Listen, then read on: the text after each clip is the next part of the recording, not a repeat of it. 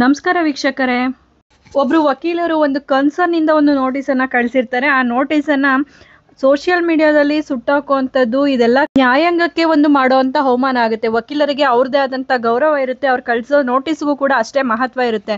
ಅದನ್ನು ಅವರು ಪರ್ಸ್ನಲ್ ಆಗಿ ಯಾವುದೇ ರೀತಿಯಲ್ಲಾದರೂ ಅದನ್ನು ಬಗೆಹರಿಸ್ಕೋಬೋದಿತ್ತು. ಅದನ್ನು ಬಿಟ್ಟು ಸಾಮಾಜಿಕ ಮಾಧ್ಯಮಗಳಲ್ಲಿ ಈ ರೀತಿಯಾಗಿ ಮಾಡಿರೋದು ಕಾನೂನು ಪ್ರಕಾರ ಕೂಡ ತಪ್ಪಾಗುತ್ತೆ. ಸಾಮಾಜಿಕ ಮಾಧ್ಯಮದಲ್ಲಿ ವಕೀಲರ ನೋಟಿಸ್ ಸುಡುವುದು ತೀವ್ರ ಪರಿಣಾಮವನ್ನು ಉಂಟು ಮಾಡುತ್ತೆ. ವಕೀಲರ ನೋಟಿಸ್ ಎಂಬುದು ಕೇವಲ ಕಾಗದದ ತುಣುಕಲ್ಲ, ಇದು ಕಾನೂನು ಪ್ರಕ್ರಿಯೆಯ ಒಂದು ಭಾಗ. ನ್ಯಾಯಾಲಯಕ್ಕೆ ಅದರ ವಿರುದ್ಧ ಯಾವುದೇ ಅವಹೇಳನ, ಅಗೌರವ ಅಥವಾ ದುರುಪಯೋಗವು ನ್ಯಾಯಾಂಗ ನಿಂದನೆಗೆ ಸಮನಾಗಿರುತ್ತೆ. ಸಾಮಾಜಿಕ ಮಾಧ್ಯಮದಲ್ಲಿ ಈ ರೀತಿಯಾದ ವರ್ತನೆಗಳಿಂದ ಏನೆಲ್ಲ ಪರಿಣಾಮ ಆಗುತ್ತೆ ಅನ್ನೋದಾದ್ರೆ, ಮೊದಲನೇದಾಗಿ ನ್ಯಾಯಾಂಗ ನಿಂದನೆ ಆಗುತ್ತೆ. ಇದೊಂದು ಕ್ರಿಮಿನಲ್ ಕಂಟೆಂಪ್ಟ್ ಆಗುತ್ತೆ.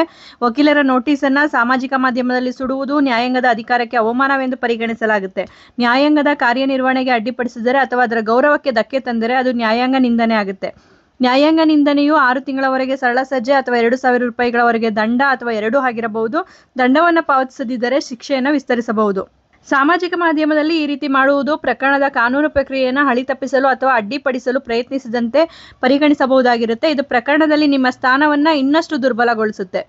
ನಿಮ್ಮ ನಡವಳಿಕೆಯು ನ್ಯಾಯಾಲಯಕ್ಕೆ ಗೌರವ ಸೂಚಿಸುವುದರಿಂದ ಇದು ಭವಿಷ್ಯದಲ್ಲಿ ನ್ಯಾಯಾಲಯದ ಮುಂದೆ ನಿಮ್ಮ ಪ್ರಕರಣವನ್ನು ಪ್ರತಿನಿಧಿಸುವ ನಿಮ್ಮ ವಕೀಲರ ವಾದಕ್ಕೆ ಹಾನಿ ಮಾಡಬಹುದು. ನ್ಯಾಯಾಲಯವು ನಿಮ್ಮ ವರ್ತನೆಯನ್ನು ಗಂಭೀರವಾಗಿ ಪರಿಗಣಿಸಬಹುದು. ನೀವು ಈ ರೀತಿಯ ಕೆಲಸವನ್ನು ಮಾಡಿದ ನಂತರ ನ್ಯಾಯಾಲಯದ ಕ್ಷಮೆ ಕೇಳಬಹುದು. ನ್ಯಾಯಾಲಯಕ್ಕೆ ಅದು ನಿಜವಾದ ಕ್ಷಮೆ ಎಂದು ಕಂಡು ಬಂದರೆ ಶಿಕ್ಷೆಯನ್ನು ಕಡಿಮೆ ಮಾಡಬಹುದು ಅಥವಾ ಅದನ್ನು ಕೈ ಬಿಡಬಹುದು.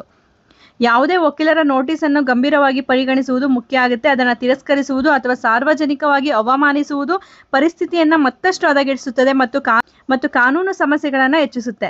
ಸೂಕ್ತ ಕಾನೂನು ಸಲಹೆಯನ್ನು ಪಡೆಯುವುದು ಉತ್ತಮ ಮಾರ್ಗ ಆಗಿರುತ್ತೆ. ಯಾವುದನ್ನು ಕೂಡ ಅದು ವಕೀಲರು ಕಳಿಸಿರಲಿ, ಕೋರ್ಟಿಂದ ಕಳಿಸಿರಲಿ, ಮೊದಲನೇದಾಗಿ ನಾವು ನ್ಯಾಯಾಂಗಕ್ಕೆ ಮರ್ಯಾದೆಯನ್ನು ಕೊಡೋದನ್ನು ಕಲ್ತ್ಕೋಬೇಕು. ಸಾಮಾಜಿಕ ಮಾಧ್ಯಮದಲ್ಲಿ ಅವಹೇಳನ ಮಾಡುವಂಥದ್ದು ವಕೀಲರ ವಿರುದ್ಧ ಆಗಿರ್ಬೋದು, ನ್ಯಾಯಾಲಯದ ವಿರುದ್ಧ ಆಗಿರ್ಬೋದು, ನ್ಯಾಯಮೂರ್ತಿಗಳ ವಿರುದ್ಧ ಆಗಿರ್ಬೋದು, ಅದೆಲ್ಲ ಕೂಡ ದಂಡನಾರ್ಹ ಅಪರಾಧ ಆಗುತ್ತೆ. ಮಾಹಿತಿ ಉಪಯುಕ್ತ ಆಗಿದೆ ಅಂತ ಭಾವಿಸ್ತೀನಿ. ಯಾರೆಲ್ಲ ಹೊಸದಾಗಿ ನಮ್ಮ ಚಾನಲ್ನ ನೋಡ್ತಾ ಇದ್ದೀರಾ ಸಬ್ಸ್ಕ್ರೈಬ್ ಮಾಡಿಕೊಂಡು ನೋಡಿ.